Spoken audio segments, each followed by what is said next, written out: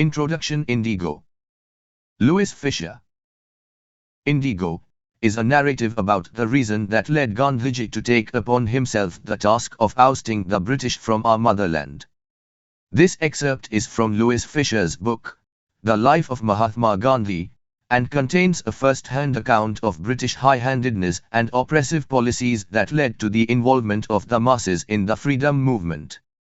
The events and facts in the chapter help the reader to understand the method and principles of Gandhian activism.